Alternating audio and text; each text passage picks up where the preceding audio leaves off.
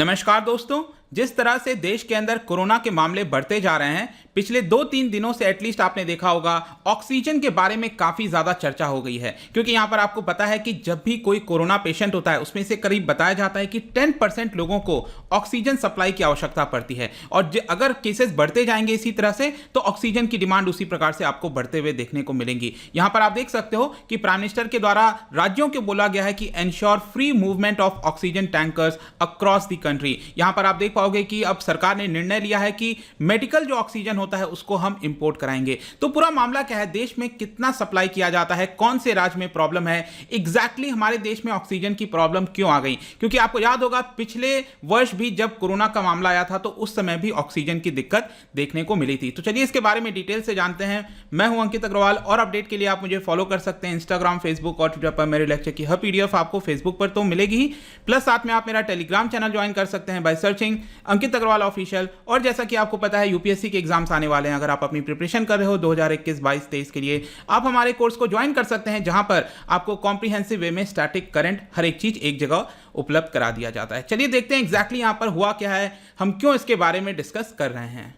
तो इस समय भारत के अंदर अगर आप देखेंगे तो जो एक्टिव केसेस हैं उनकी संख्या 16 लाख को भी क्रॉस कर चुकी है। और जैसे ही मैं ये वीडियो बना रहा था तुरंत अभी नोटिफिकेशन आया कि कल पिछले 24 घंटे के अंदर जो कोरोना के नए मामले सामने आए हैं उनकी संख्या 2.34 लाख को भी क्रॉस कर गई है, जो कि अगेन एक काफी चिंताजनक स्थिति यहां पर बताई जा रही है। तो जैसा कि मैं आपसे बोल रहा था कि अगर कोरोना के केसेस बढ़ेंगे तो यहां पर जो मेडिकल ऑक्सीजन है, क्योंकि जो ऑक्सीजन है आपको समझना है कि हमारे देश के अंदर इंडस्ट्रियल यूज में भी काफी लिया जाता है। तो यहां पर जो मेडिकल ऑक्सीजन है जो हॉस्पिटल्स वगैरह में सप्लाई की जाती हैं उनकी अचानक से शॉर्टेजेस हमें देखने को मिल रही है। और इसीलिए भारत के द्वारा प्लान किया जा रहा है कि 50,000 metric ton of medical oxygen यहां पर हम इंपोर्ट कराएंगे, जिसके लिए टेंडर्स ऑलरेडी जारी कर दिए गए हैं। सबसे पहले हम यहां पर देख लेते हैं कि कौन से राज्य सबसे ज्यादा अफेक्ट हुए हैं ऑक्सीजन की वजह से। तो वो वही राज्य होंगे जहां पर आपको अगेन कोरोना के मामले ज्यादा मिलेंगे। तो महाराष्ट्र, आपको पता है कि देश में 50-60% जो केसेस हैं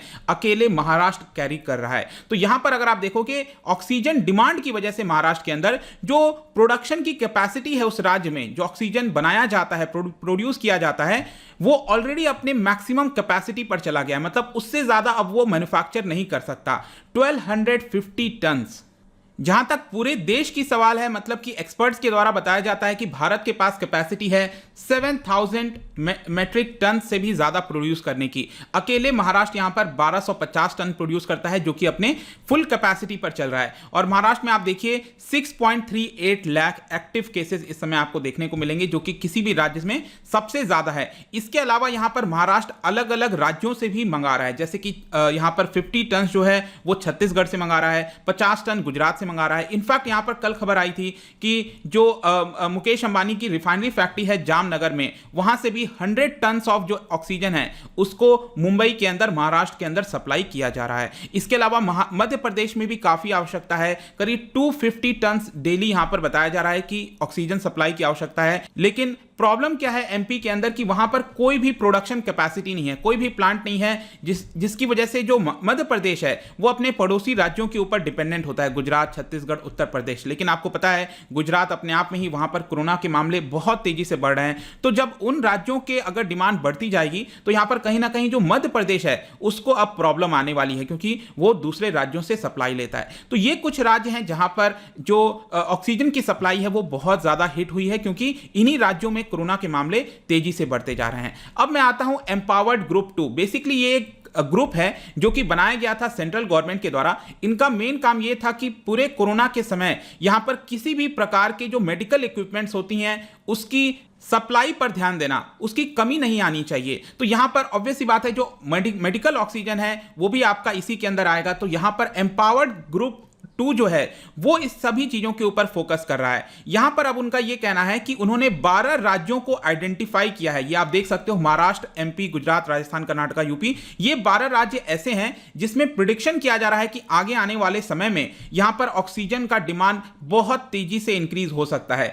और इसके लिए यहां पर अब इन्होंने यह प्लान किया है कि जहां पर सरप्लस ऑक्सीजन है, जिन राज्यों में सरप्लस ऑक्सीजन है वहां से इन 12 राज्यों के अंदर ट्रांसफर किया जाएगा medical oxygen. 17,000 ton of oxygen जो है इन 3 बैचेस ये ट्रांसपोर्ट किए जाएंगे ये 12 राज्यों के अंदर।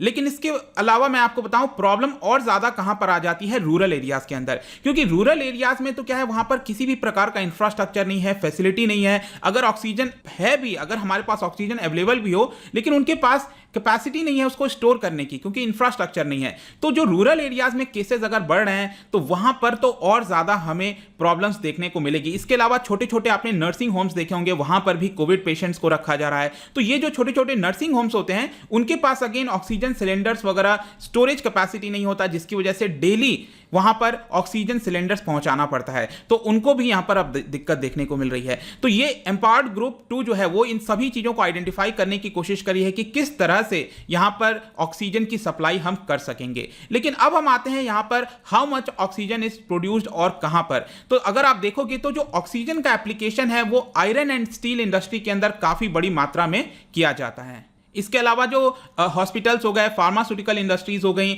और ग्लास इंडस्ट्री हो गया, हर जगह आपको यहां पर ऑक्सीजन का जो एप्लीकेशन है वो देखने को मिलेगा।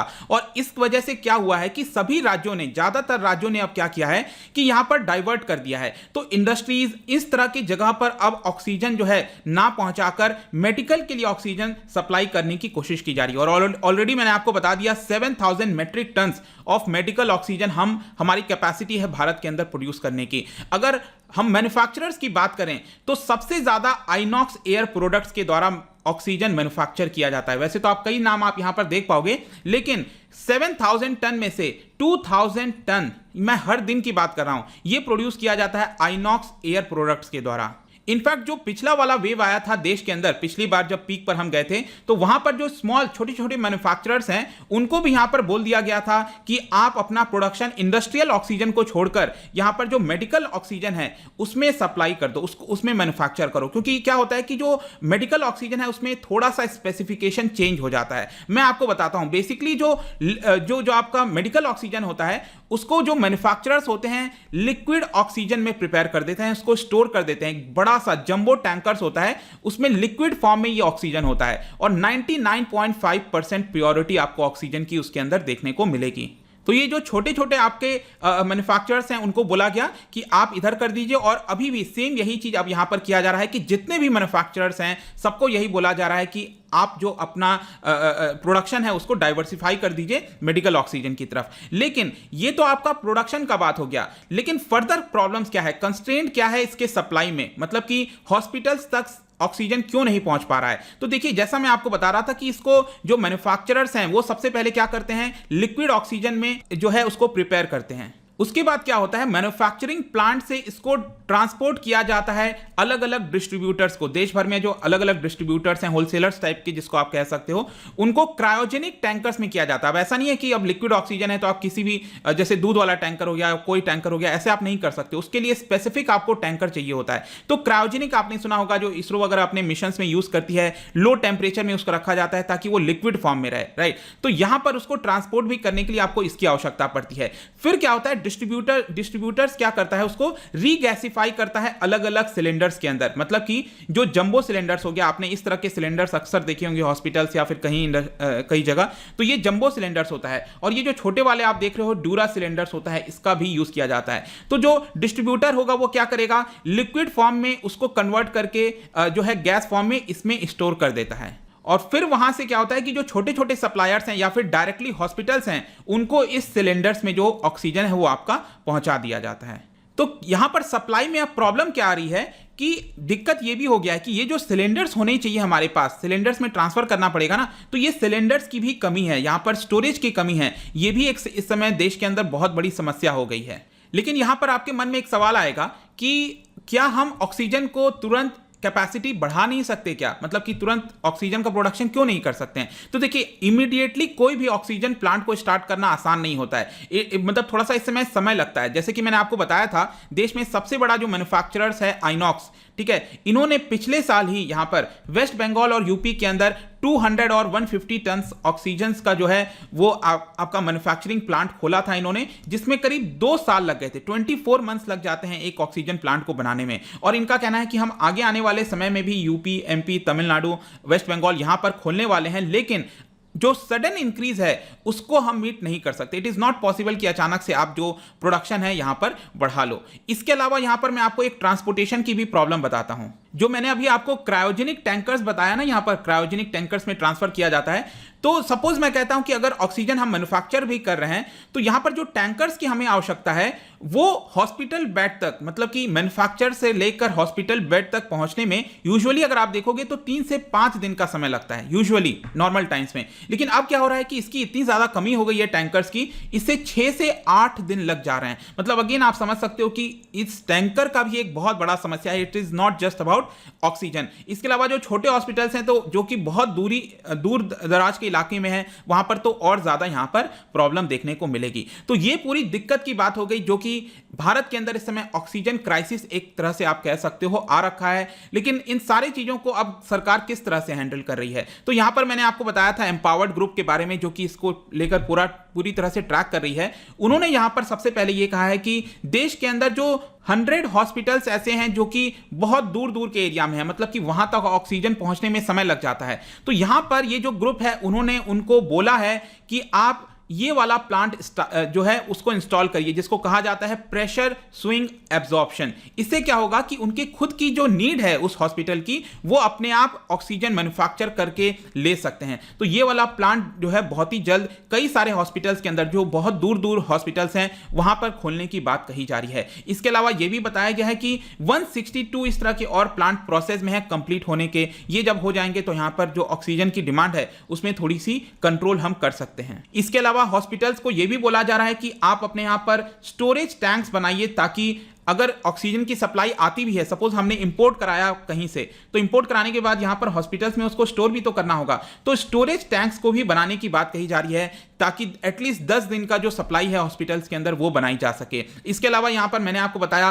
कि सॉल्यूशन के तौर पर आयरन और स्टील प्लांट्स, कई सारे इंडस्ट्रीज में जो ऑक्सीजन की सप्लाई होती थी उसको यहां पर मेडिकल यूज के लिए डाइवर्ट किया जा रहा है। इनफैक्ट यहां पर एक और इंटरेस्टिंग चीज मैं आपको बताता हूं कि यहां पर जो एम्पावर्ड ग्रुप है उन्होंने क्या किया है अब, कि जो नाइट्रोजन टैंकर्स होते हैं और जो आर्गन टैंकर्स होते हैं उनको भी डाइवर्ट कर दिया है ऑक्सीजन ट्रांसपोर्टेशन के लिए। इसके लिए यहां पर जो पेट्रोलियम और सेफ्टी ऑर्गेनाइजेशन है उन्होंने ऑर्डर्स जारी कर दिया है, ताकि उन सभी टैंकर्स के अंदर ऑक्सीजन का भी हम सप्लाई कर सकें।